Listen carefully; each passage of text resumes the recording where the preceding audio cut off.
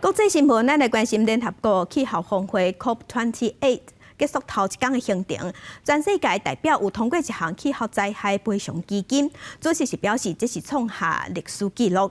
啊，毋过即马联合国的气候机构嘛有对外表示，今年虽讲敢若剩一个月尔，也毋过已经会当确定讲，这是创下有纪录以来上介热的一年。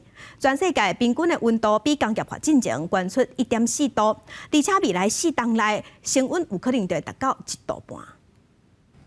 南极洲的海洋今年冬天海冰面积创新低，瑞士冰川过去2年缩小差不多10%，加拿大也火烧的面积创纪录，差不多占加国新年面积5%。全球各地今年热天一直创新高，虽然今年只剩1个月，不过世界气象组织报告确认，2023年会取代2016年，叫做有史以来上热的一年。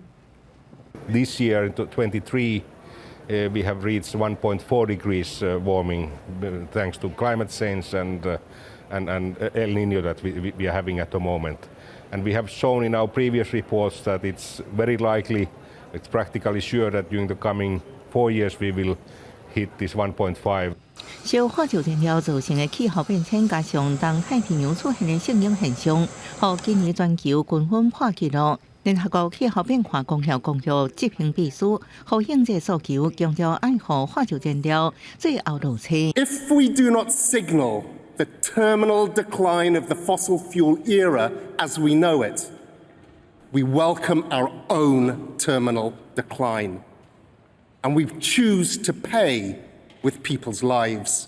COP28 主席加比尔也认为，化石燃料角色爱纳入联合国气候谈判协议当中。